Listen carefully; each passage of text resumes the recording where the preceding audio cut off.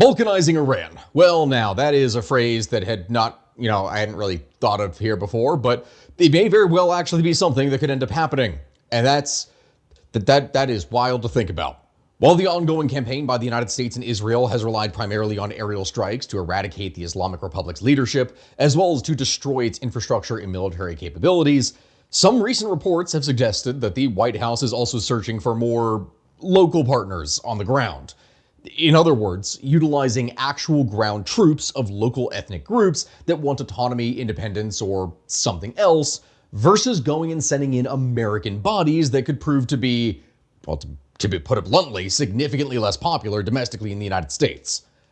Though the administration has expressed openness to placing boots on the ground in support of its aims, factors such as Trump's promises of peace during the presidential campaign and the immediate unpopularity of the conflict during a midterm year likely limits its willingness to launch a direct regime change operation. Mind you, when I say that, it is not something that is off the table, of course, but it is certainly something that is optically undesirable. But again, it really is a mess. The reality is, my friends, something needs to be done if anything is to change, as airstrikes are all well and good to reduce the Iranian state's power. But without actual forces on the ground or a popular uprising or something else occurring, a transition in power would be hard. However, with that being said, if the United States goes and chooses to support insurgencies among Iran's minority populations as part of that strategy, it is something that risks fueling ethnic conflict with potentially serious regional consequences, as we have seen in previous years in conflicts all over the world. But that theoretically could already be happening.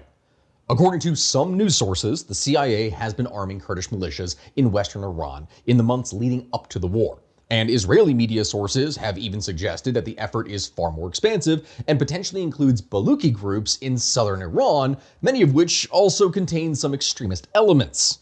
Notably, this wider effort is also allegedly attempting to curry favor with sympathetic individuals within the Iranian military, as opposed to the Iranian Revolutionary Guard Corps. By some accounts even, offenses by Kurdish militias may have already been launched along the Iran-Iraq border, but Look, it's wild. It's wild. It really is wild. It's insane that I'm even talking about this, but as I am saying these things, I need to stress right now that this is not something that is guaranteed. And there have even been some public reversals, which, is something that always happens in news, and it's one of the key reasons as to why whenever it is that I'm talking about something, I usually don't try to make something immediately as soon as it comes out. I wait to give it a little bit more time because I don't want this to be a news channel. I want this to be something that is significantly more concrete and based off the historical context. So, when it is that I am describing this and potentially the rising up of the Kurds again, I had to temper myself, because when news of this first broke out, I was planning on talking about it immediately. Because early in the 2026 Iran conflict, Trump reportedly encouraged Iranian Kurdish groups to go and rise up against the regime, offering US air cover and backing. But then following the initial encouragement, Trump quickly went and reversed his position, stating on March 7th that he did not want Kurdish forces from Iraq to go and enter the war in Iran. Yes, I know, when I'm describing this, I know it's confusing, but hey, that's really any conflict in history, and double so when it takes place in the Middle East. You all listening to this may already know that all too well. This back and forth is something that reflects a rapidly shifting and at times unclear US strategy in the region that we can really only hazard a guess as to what it means is going to happen in the future. But, of course, for anyone to be able to understand the future, you have to know the past and how it is that we got here in the first place. So, that, my friends, is exactly what it is that we're going to be talking about here today on the History of Everything. We're going to be going and looking at the lessons from recent history that perhaps are going to guide what is to come next, should this conflict also evolve into additional proxy conflicts and what it possibly means would happen after. Maybe even a Kurdish state, as we have spoken about briefly before. Who knows? Oh, and also speaking of things that I have spoken about before, which, oh dear God, that is a bit of a mouthful in the first place. If anyone wants pure history content from me and not necessarily something that is tied directly to geopolitics, you should definitely check out the sister channel to this, History with Stakuyi, which is my actual history podcast. That is linked down in the description below. And that one is literally pure history. It's not anything that is tied to the geopolitical channel for anything like that. But yeah, in order to be able to go and address the absolute political quagmire that we are talking about here, we need to go ahead and set the stage by addressing the specific minority groups within Iran that are possibly going to be involved in whatever crap ends up taking place over the next couple of weeks. In that sense, we are going to be talking about the Kurds as well as the Balochs. Are you ready to dive in? Yeah, nothing says messy quite like a multi-ethnic and sectarian conflict with goals of independence. So yeah, let's go ahead and get things started here by talking about the Kurds. I'm going to be absolutely blunt with you, I really do love FlexiSpot. Genuinely I do. Just about everything in my house at this point is slowly turning into FlexiSpot. But today what I want to specifically show off is the C7 Morpher, because this thing is nice. Is it nicer than my chair? Can we trade? No, it's mine. Now the reason it's called the Morpher is because it can morph into any shape you really want to make it more comfortable for you. Whether it is the 135 degree adjustable headrest, the 5D adjustable armrest that can go into any shape or form you desire, as well as adjustable lumbar support, which is just nice because you can change it to suit whatever it is that you actually need. A hybrid mesh rest cushion that increases breathability by 30% and reduces hip pressure by 20%, or possibly my favorite feature, footrest goblin mode, which I will typically use my laptop sitting on my lap while it is that I am working on a 12-hour long writing session, because dear God, for anyone who has seen how long it is that I actually have to work, my script that I did for my California video for the rail took like 3 days of writing. It was 27 pages long. I sit in these things a lot. So I'm telling you all this right now, check this thing out. Click the link down in my description, use my code. It has a 30-day money-back guarantee, a 10-year warranty, and it is cat approved. Really, what else could you ask for? What do you think, Moonbeam? Do you like the chair? Yes. Yes, you have a new throne. Yes. To begin here, my friends, the Kurds are one of the largest stateless ethnic groups in the world. I have spoken about them before, but they are really huge, numbering some 35 to 45 million people. They are an Indo-Iranian people with their own language, Kurdish, with of course several different dialects including Kermanji, Sorani, and others. They have their own culture, they have their own identity, and this is something that has been fought for quite literally, not even just centuries, we're talking thousands of years. They predominantly inhabit a mountainous region spanning southeastern Turkey, northern Iraq, northwestern Iran, and southeastern Syria, a territory that is referred to as Kurdistan, though of course at the time that I am making this in early 2026, no such country exists. Yet. We will see what happens if I ever go and travel to the Middle East, because Lord knows every time I do something, things happen.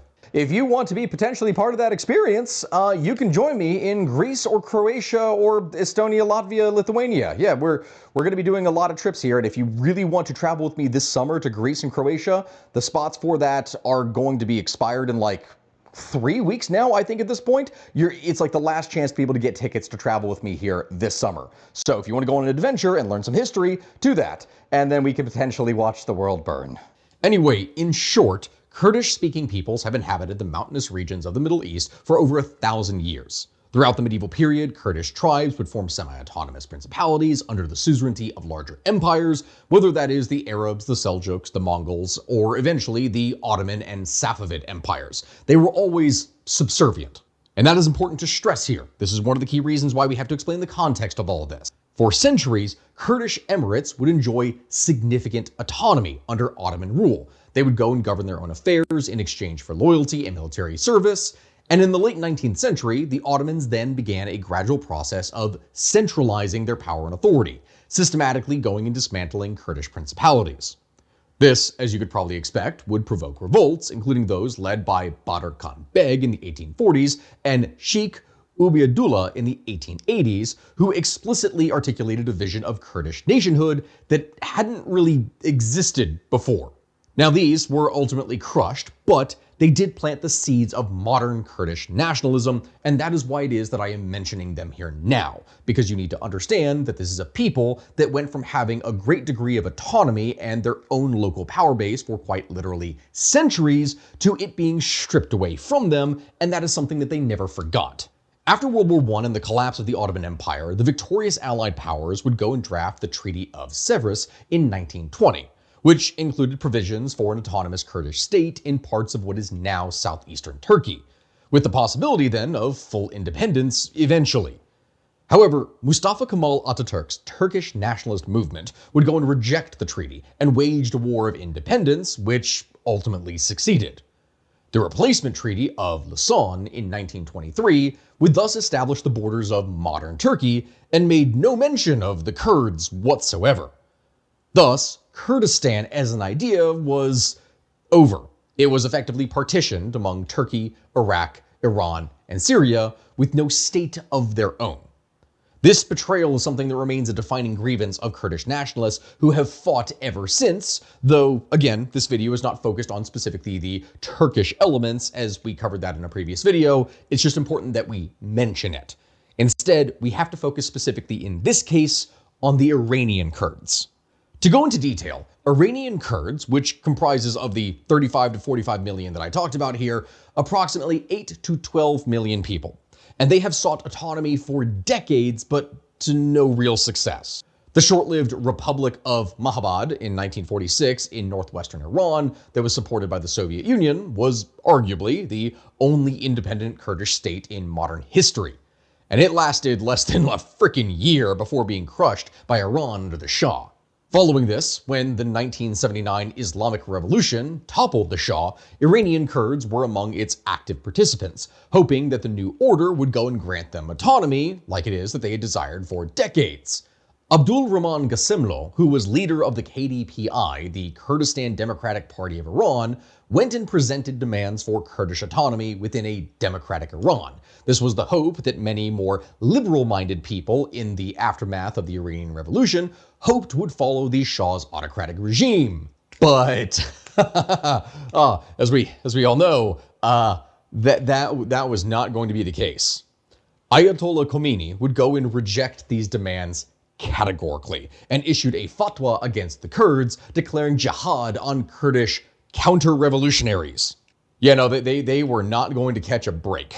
What would follow would be a miniature Kurdish war from 1979 to 1983 that would take place during the Iran-Iraq War, which was a catastrophic conflict that we've addressed a couple times here before. In August of 1979, the Iranian Revolutionary Guard Corps, the IRGC, and military would go and launch a full-scale assault on Kurdish regions. This was one of the first military campaigns of the new Islamic Republic. Kurdish cities, including Sanadaj, Mahabad, Sakez, and Pava, were all bombarded, and summary executions became widespread and commonplace. As all of this was going down, Kalkali, who was Khomeini's appointed hanging judge, would go and oversee mass executions of Kurdish prisoners. Oftentimes, again, when I'm talking about this, without trial. And you may wonder, oh, why do it without trial? Well, it's to try and wrap up as many people as they possibly could and get rid of them in order to be able to remove any possible threat or challenges to the new regime. The Iranian state, like what it is that they have been doing to their protesters, this is nothing new. This has been going on for quite literally decades. In the aftermath of all of this, the KDPI as well as Kamala, which Kamala was a leftist Kurdish party, they would go and lead armed resistance in the mountains against the Iranian state, but it wasn't necessarily very effective. They were simply outgunned. There wasn't much that they could actually do to make any real change. So it was then, by 1983, the main urban resistance was crushed, though guerrilla warfare would continue at lower intensity throughout the 1980s. All in all, it is estimated that tens of thousands of Kurdish fighters and civilians were killed in the fighting, as well as summary executions that would follow. It was a truly brutal affair. It is from this point in history, my friends, that the KDPI and the PJAK, which, yes, that's another party that I haven't mentioned here, the Party of Free Life of Kurdistan, they would go and wage intermittent insurgencies.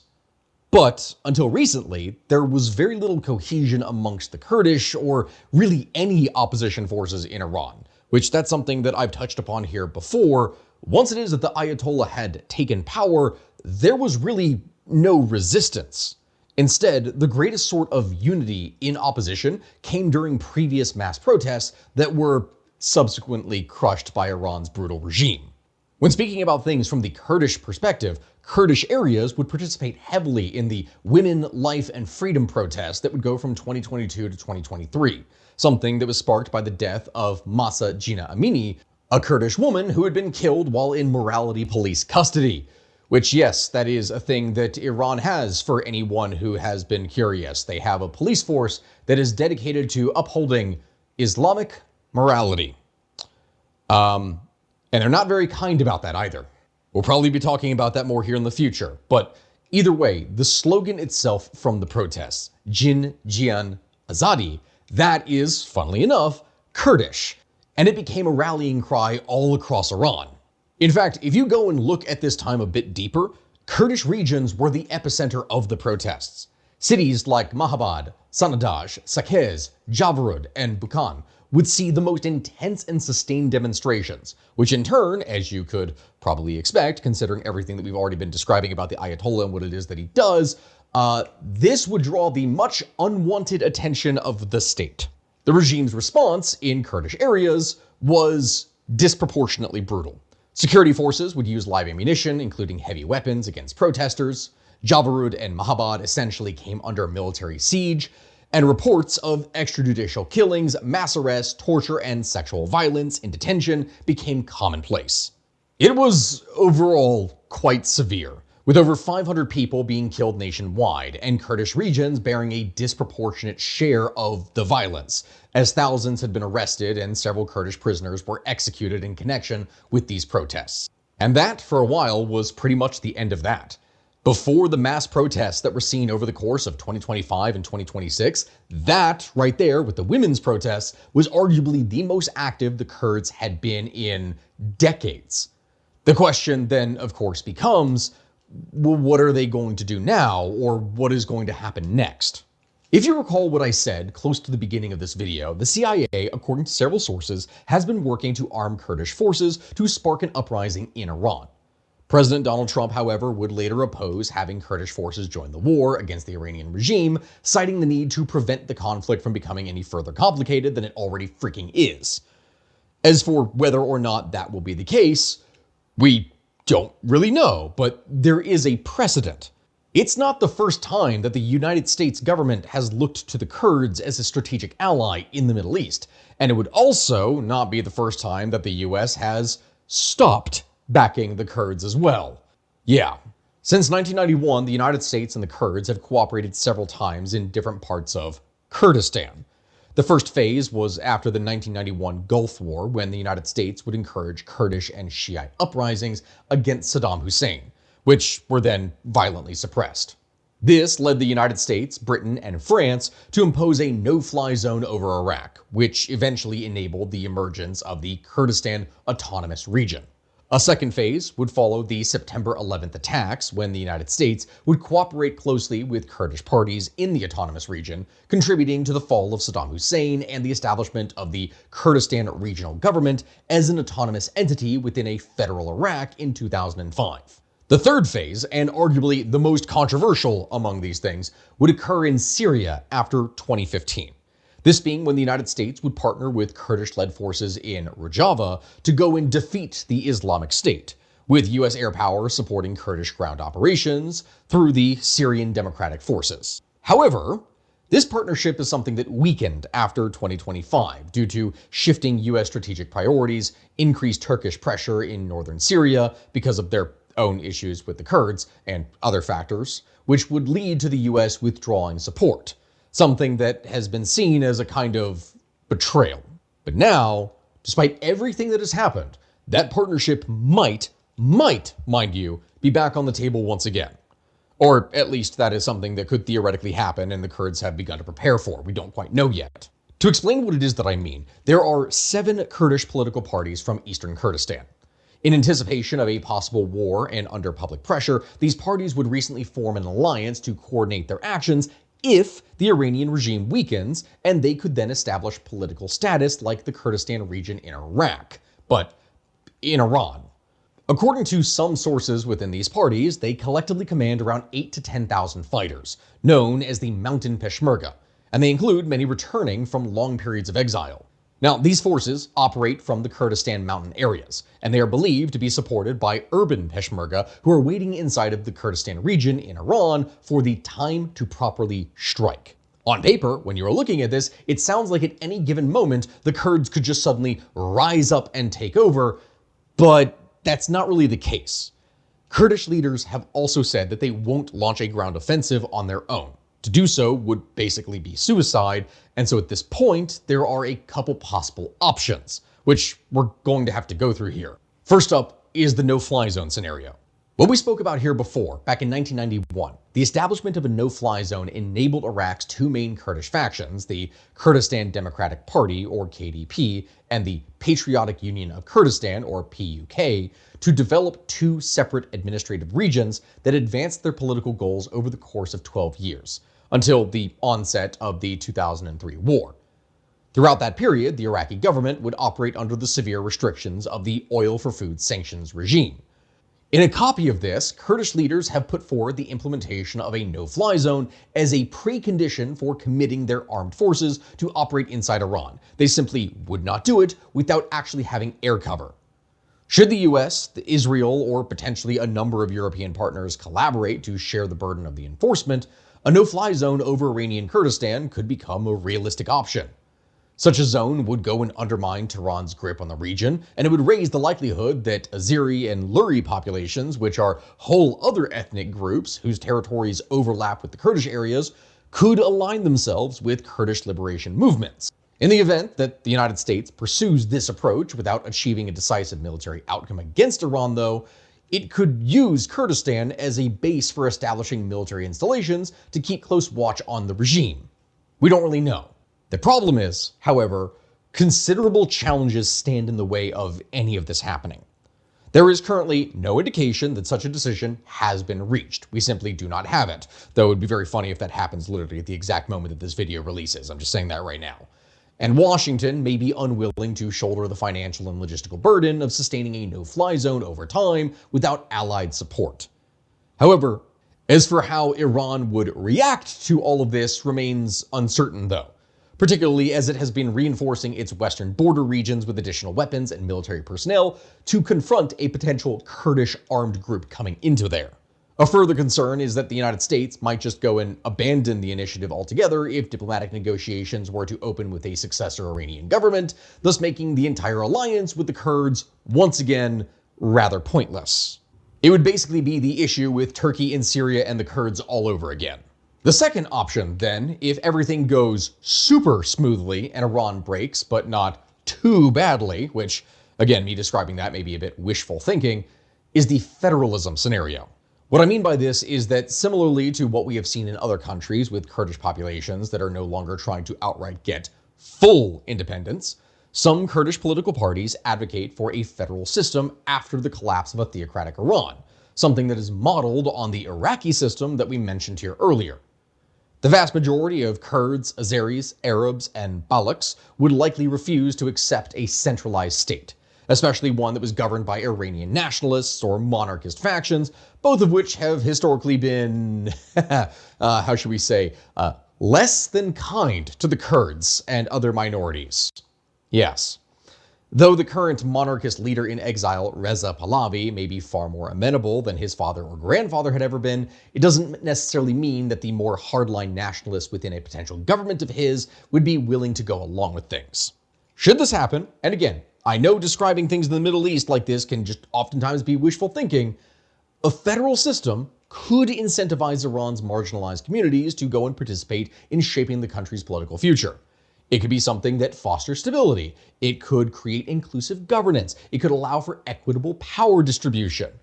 Federalism is something that, by that logic, would lower the probability of widespread civil disorder and armed internal conflict. It would also serve as a safeguard against the rise of a new, potentially authoritarian regime or the political domination of one ethnic group over the rest. By binding the country's diverse regions together under a shared framework, federalism could act as a counterweight to separatist pressure. A federated Iran, with Kurdistan as a constituent region, would also be more palatable to Turkey, which absolutely does not want. It firmly opposes the creation of an independent Kurdish state. Of course, that being said, as I've already mentioned here before, that is probably wishful thinking. Iranian nationalists would categorically reject any power-sharing model that is built on federal principles. And even if the Shah's heir himself would accept that system, monarchist groups have no desire to see the territorial unity of the state weakened after a change in power. These factions view federalism as a slippery slope towards Kurdish secession. Moreover, neither the United States nor Israel has signaled any clear support for a federal outcome in Iran. and recent events in Syria have already deepened anxieties among non-Persian peoples, including the Kurds. If the regime's collapse does not produce a genuine risk of territorial fragmentation, and if Iran's large Azeri population shows no inclination to push for federalism, Turkey may actively resist granting federal status to the Kurds. Even assembling all of Iran's ethnic groups, political movements, and parties at a single negotiating table to discuss this kind of framework would be an enormously difficult thing to do. It's like someone just going and saying, oh, don't worry, it'll work out. Probably not, but they think it. And so that, my friends, then brings us to the final and most certainly the least desirable scenario. A repeat of Syria, where the US goes and supports and then abandons the Kurds, who fight on the ground suffering heavy casualties, only to be abandoned once the strategy changes. In such a case, they would suffer a fate comparable to that of the Kurds in Rojava, which effectively had ceased to exist and as an autonomous political entity and was reabsorbed into the Syrian central government. However, even me going and describing that scenario, it may not be as clean as that. Iranian Kurds inhabit a territory estimated at between 80,000 and 120,000 square kilometers, with that variation occurring because of the fact that, as I mentioned here earlier, there are other ethnic groups within the region that may or may not support the Kurds or operate their own movements with their own goals. Even if the Kurds were ultimately abandoned, the Azeri population, the Arab population, the Baloch communities, all of these would face the same struggles, generating a volatile and fragmented landscape in which any emerging central authority would have to be forced to manage multiple crises on multiple fronts simultaneously from all the different ethnic groups. Under these circumstances, the risk of a full-scale civil war between all the varying different ethnic groups would be substantial. It would be effectively the Balkanization of Iran. Yeah, we're finally getting around to that, title of the video. Of course, even with me saying that, before I go any further, I need to go into detail about one of the other peoples that I mentioned here a couple times along with the Kurds as it's relevant to the scenario, the Balochs. And when I talk about them, I have to speak more deeply and about their history, because while it is that we have a lot of great information that we have covered here before about the Kurds and their possible involvement to create a Kurdistan, the picture is way less clear with Baluchistan. In this region, militant groups recently formed an umbrella organization to coordinate operations, just like what the Kurds did, but any diplomacy from outside powers is questionable. While Washington has not moved to overtly coordinate with Baluchi insurgents, the US has been accused for a while of supplying arms and other support to these groups. As conditions on the ground change, this is something that could potentially evolve into a more significant partnership, as some analysts have speculated, but considering the groups that we're talking about here, only time will tell, and it's not exactly a clean or easy picture. Which again, I need to briefly explain the Balochs before it is that I finish things up, as if you listen to what I'm about to say next, their situation bears many similarities to the Kurds. Namely, the fact that the Baloch are an Iranian ethnic group numbering some 15 to 20 million people, but they are split across 3 different countries. They do not have a state of their own. Their homeland, Baluchistan as it is called, is divided amongst Pakistan, which is the largest portion, as that has 7 to 8 million people. You have Iran, which is the Sistan Baluchistan province, that has 2 to 3 million people, and then Afghanistan, in its southern provinces, which has 1 to 2 million people. It is pretty heavily split, but of course the largest population in this case resides within Pakistan. Now, what is important to note here is that Baluchistan is one of the most strategically significant, and yet simultaneously poorest and most neglected regions in the entire world. It is a place that sits in the Arabian Sea and the Strait of Hormuz. It borders the Persian Gulf, making it geopolitically critical despite its marginalization, especially with the current oil issues that are happening there. And yes, I know a lot of people have been wondering about this because they're wondering, why am I not making more videos on Iran? Trust me, we're going to be explaining different aspects of the conflict and explaining the whole thing with oil, but I'm not just a channel that covers Iran entirely, and I'm not milking this for all it's worth. We are going to be covering other topics as well. I'm not going to become a one-trick pony. We'll do the oil video likely after it is that we cover the second week of the Iran war, which I'm going to have to write after this. Anyway, back to the Baloch people themselves. The Baloch speak Balochi, a northwestern Iranian language that is related to Kurdish and Persian. They are predominantly Sunni Muslims of the Hanafi school, which, as along with Kurds, that places them at a double minority position, both ethnic and religious, within Iran, which is Shia and Persian dominated. That has historically been quite a problem. The Baloch historically have inhabited the arid mountainous terrain of Makran, the coastal strip of it, as well as the interior highlands, territory that is so harsh that it has resisted incorporation into centralized empires not for just a couple hundred years, but for thousands of years, going back to the time of Alexander the Great. In what is now Iranian Balochistan, Baloch tribes were organized into confederations that were led by things called sardars, or tribal chiefs, and hakams, or local rulers. The most powerful tribal groupings include the Narui, the Barakzai, the Rigi, the Bozorgozeta. I'm probably butchering the pronunciations of this in the first place, but namely, there are several different tribes that are a part of all of this. The region's remoteness meant that effective Persian control was often nominal at best over the course of its history. Various Persian empires would try to claim sovereignty over the entirety of Balochistan, but they rarely exercised any meaningful administrative control. It was for the most part left alone, by itself, to govern itself. First among these that you may have heard of recently was the Safavid era from 1501 to 1736, where, just like the Kurds, the Sunni Baloch were viewed with suspicion by the Shia Safavid state, and from that, Safavid control over Balochistan was oftentimes minimal and largely confined to just the western edges near Kerman.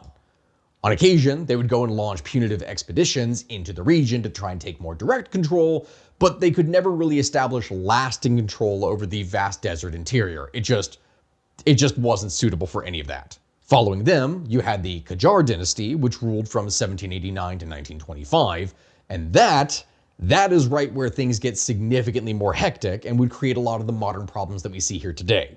The reason for this is that the Qajar dynasty claimed sovereignty, like previous dynasties, over the entirety of Balochistan, but in practice, again, controlled very little. The tribal sardars would go and administer their own affairs, they would collect their own taxes, they would settle their own disputes. Persian authority was a distant fiction, but that did not stop the Persians from making agreements with foreign powers regarding the territory.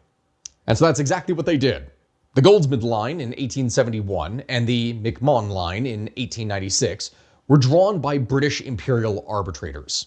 They would go and divide Balochistan between Persia and British India, and that is where the origin of the modern Iran-Pakistan border comes from, through Baloch territory. It is where the region of this one ethnic group was split by foreign powers. The Baloch were never consulted. Their homeland was split by foreign powers drawing lines on maps, much like the Kurds were after World War I. The western portion became Persian Balochistan, and the eastern portion fell under British India, which eventually that became Pakistan. For those that were living in the Iranian territory, they would essentially self-govern until the Pahlavi dynasty came to power in 1925.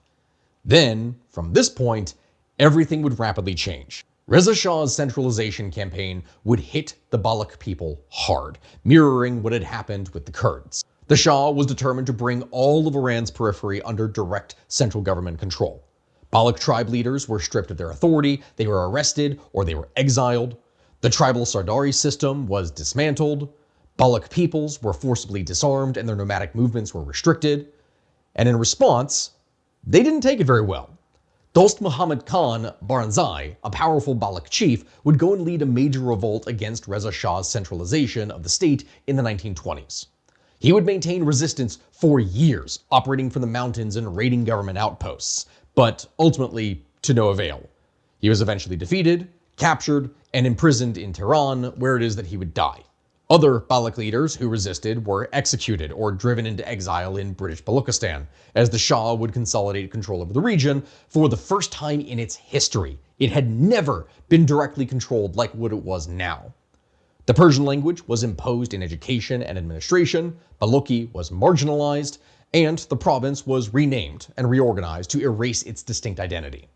Conscription into the Iranian military was enforced to drive its people away. And this is something that was deeply resented by its independent tribal population. From this, as you can imagine, it would only get worse with time. The second Pahlavi Shah would continue his father's policies of centralization and assimilation, much to the anger of the tribal populations. Dad Shah, a Baloch tribal leader, would lead a significant rebellion in the late 1950s, going all the way to the early 1960s. His revolt was something that was rooted in opposition to central government interference in tribal affairs, and it was eventually suppressed militarily. He was captured and executed, and that was the end of that. But the feelings, they never went away. And as you can expect from the centralized monarchist government of the Shah, that is also something that didn't exactly take kindly to rebellion. The Shah's modernization program largely bypassed Baloch regions. Roads, schools, hospitals, and infrastructure were minimal there compared to central and western Iran. Savak, the secret police of the state, would go and monitor Baloch political activity. But the region was actually a lot quieter after the rebellions were crushed compared to the Kurdish areas, partly because of its extreme remoteness, limited organizational capacity. The tribal structure, though formally dismantled, would continue to function informally as the primary social organization, and Sistan Baluchistan, as it was called, would thus remain the poorest and least developed province in all of Iran, a status that it maintains to this very day. Now, I know when I'm talking about this here, I have, once again, after it is that I went through the entire thing with the Kurds, I have gone back again in history to explain the Balochs, but I had to do this because you needed to understand why these two peoples were so similar and what it is that that means for the modern day for why they behave the way that they do. Which, from that, brings us to the Iranian Revolution once again in 1979. And believe it or not, that is where things actually get significantly worse. I know, it is truly shocking. But this goes again and helps to explain the context of Baloch resistance today. Like the Kurds, the Baloch people initially participated in the 1979 revolution with hopes of autonomy and recognition.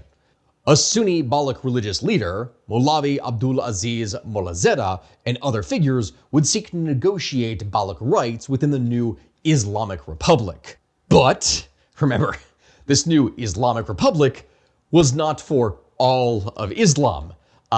These hopes were very quickly crushed because the theocratic Shia state was, if anything, significantly more hostile to the Sunni minorities than the secular Pahlavi monarchy had been.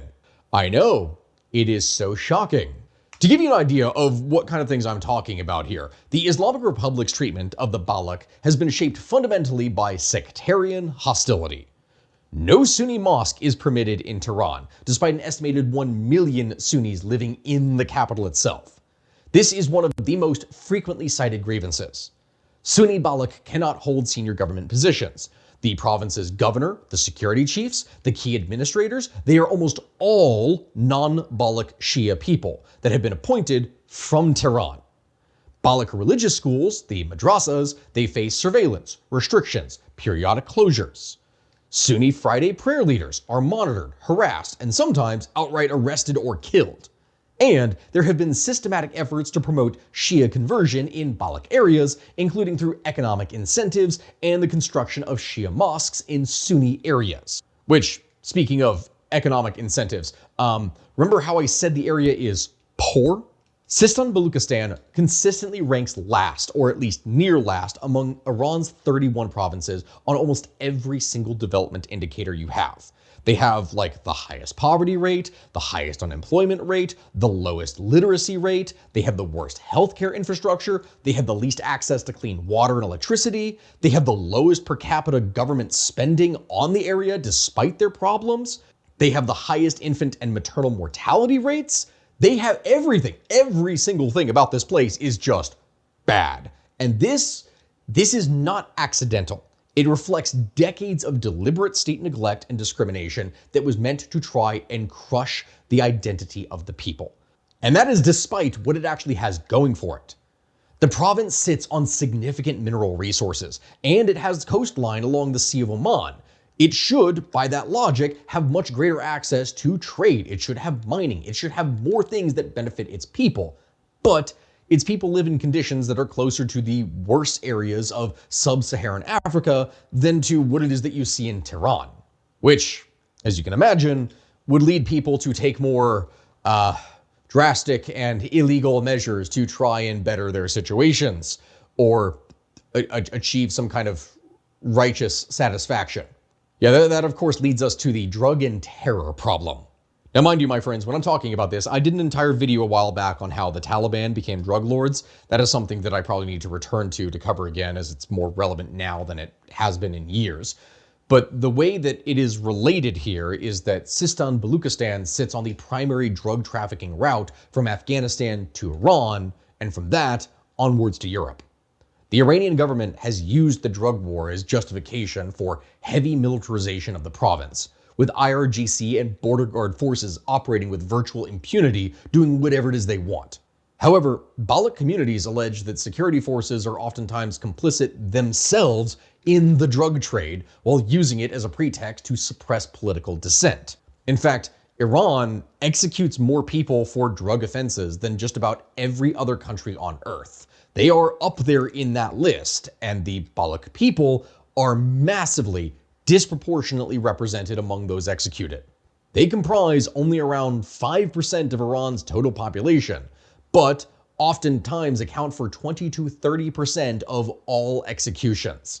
And mind you, that is just the legal ones that are ordered directly by the state.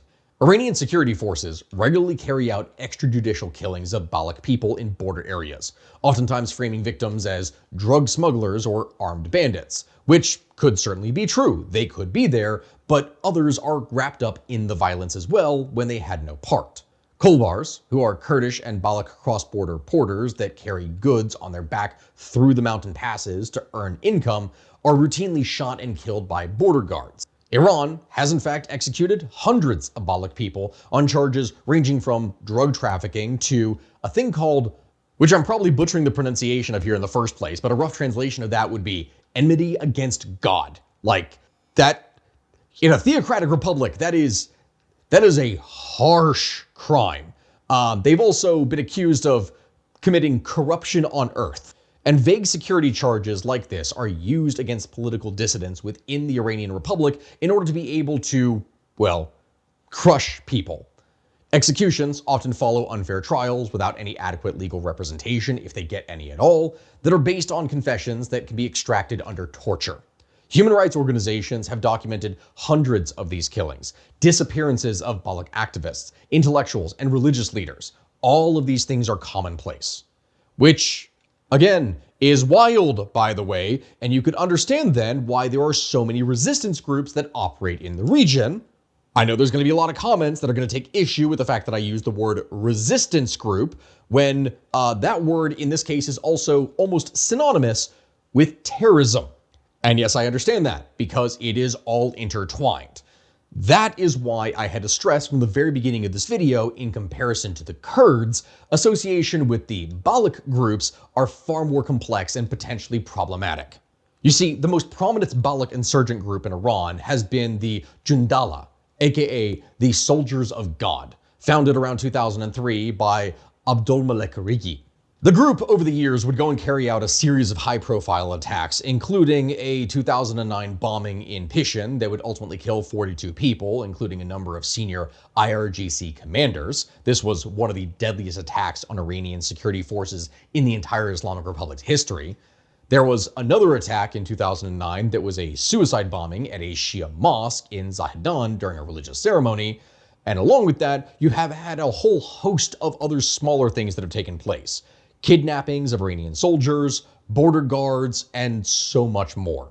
And because of all of this happening, Iran has accused Pakistan, the United States, Saudi Arabia, the UK, pretty much anyone that is against them on the geopolitical stage of going and supporting Jundala, which, admittedly, when you look at this, there is something there. There have been at least credible reports of indirect Pakistani intelligence support from the ISI, and also possibly Gulf state funding, which is a thing that we've addressed before when talking about the United Arab Emirates. Though, of course, when describing all this, the full picture remains very murky. As it was, Abdolmalek Rigi was captured in 2010.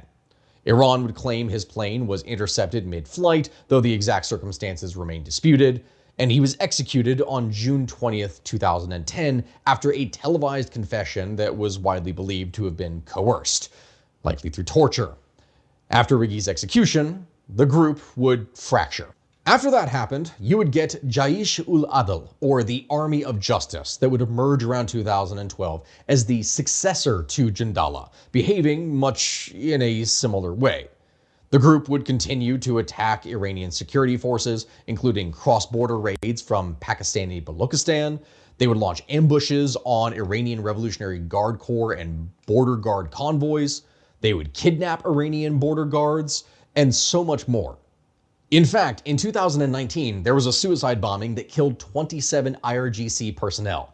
This was a major attack that led to Iranian threats directly against Pakistan, which in turn was followed up on a few years later in January 2024, when Iran launched missile strikes into Pakistani Balochistan, targeting alleged Jaish-ul-Adl positions. This is a dramatic escalation that brought Iran and Pakistan to the brink of a serious military confrontation, much in the same way as you are seeing right now between Pakistan and Afghanistan, which again, yes, I know I'm going to have to address this. Oh my God, the world does not want to freaking calm down. Pakistan would retaliate with strikes into Iranian territory, and that would be pretty much the end of that, though the potential for something to take place in the future is always there. As you can expect from all of these actions that I've been describing, Jaish-ul-Adl has been designated a terrorist organization by Iran. It is something that has an ideology that blends Baloch nationalism with Sunni Islamism, though of course the exact balance is something that varies between person to person and subgroup to subgroup. And because of this, because of everything that I've been describing, as you could probably expect, Jaish-ul-Adl has been designated a terrorist organization by Iran. Its ideology is something that blends Baloch nationalism with Sunni Islamism, though the exact balance is something that varies depending upon, person to person as well as subgroup to subgroup. It's overall just an absolute mess to follow, but it showcases specifically what I am talking about with the kind of position that the Baloch people are in. As it is, my friends, the Baloch of Iran are a people that are caught at an intersection of ethnic discrimination, sectarian persecution, economic abandonment, drug war militarization, and geopolitical competition. It is a messy thing. They live on land that has been theirs for centuries, yet their province is treated as a colony. Its resources are extracted not to their benefit, its people are surveilled, its leaders are killed or imprisoned, its children denied an education and healthcare that is available to other Iranian citizens. They are treated as a second-class people within their own state, and from that, you see more and more violence taking place. Unlike the Kurds, who have achieved significant international recognition for their cause, the Baloch struggle remains largely in the shadows. I'm sure that at the point that you all are watching this right now, you've probably never heard of the Baloch people. You've never heard of Balochistan. There is no Baloch Rojava. There is no Baloch Peshmerga alliance with the Western powers.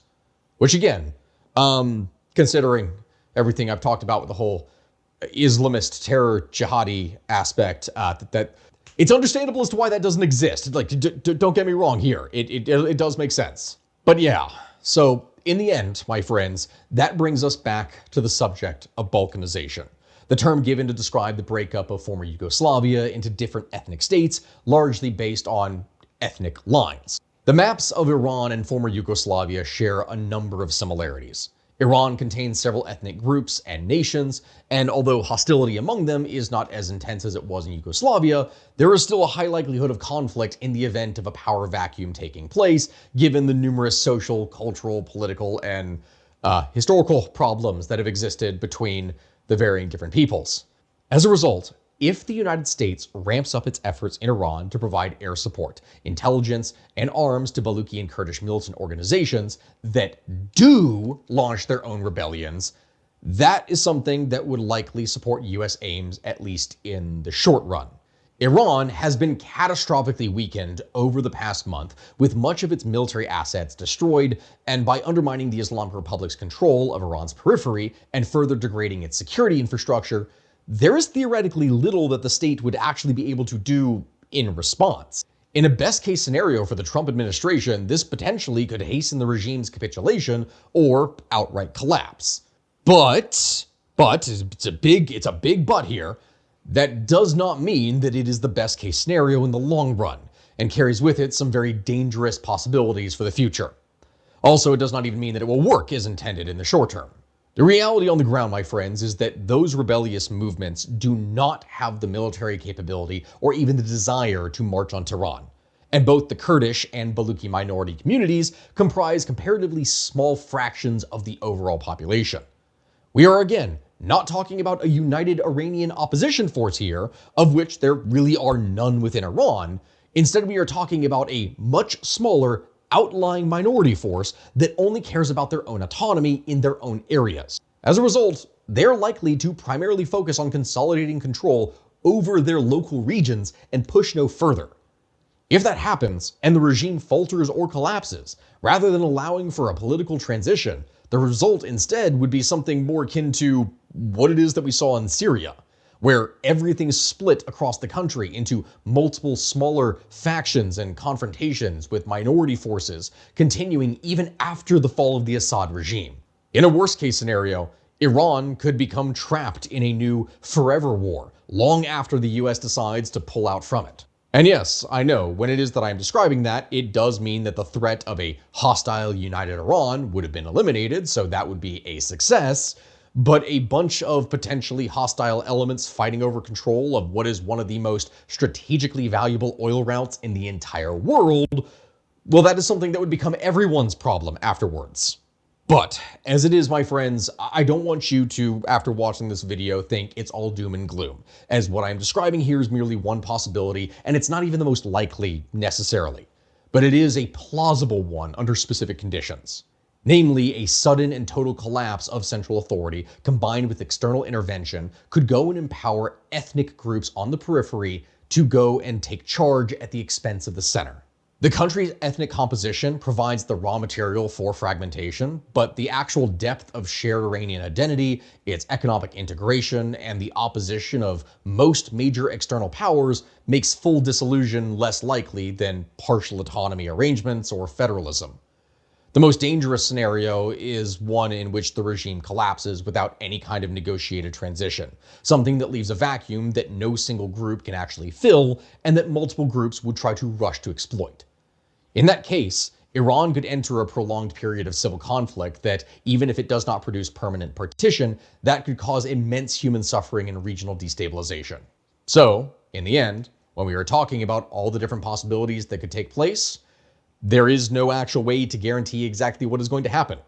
However, considering what has happened in the past in other countries, as soon as the Kurds realize that the Ayatollah or his council are weak enough, they may begin operations inside of Iran. From here, to try and guarantee their victory, the Kurdish alliance would try to get outside support if it has not already been offered already, and the United States or Israel may be willing to work with them. Though how this exactly would happen cannot be determined so easily. Again, considering what has happened in the past with Syria, it is possible that the United States and Israel just abandon the Kurds in the middle of the war. If something else takes priority, the Turks push to remove aid as they had previously, or US efforts outright fail, which could then lead to the slaughter of Kurdish forces and civilians by the regime. At the same time, even considering a massive successful regime change, the Kurds might still be abandoned because the US and Israel could end up working with the new centralized authority that does not want to see the country further divided or weakened. As a result, the future is anyone's guess. Balkanization of Iran is possible, but not desirable in the long term. A federal successor state may seem the best compromise, but it is unlikely to make everyone happy, thus leading to even more problems in the future. Regardless of what ends up happening there, though, my friends, you can bet that we will be there in order to be able to explain exactly how it is that it all went down. But that, after much headaches and many hours spent working on this and figuring out the varying different groups and their histories, that is where we're going to be ending things here today. Thank you all very much for watching. I ask that you like, comment, subscribe. Make sure to check out my stuff here. And with that, my friends, I will see you all next time. Goodbye, my friends.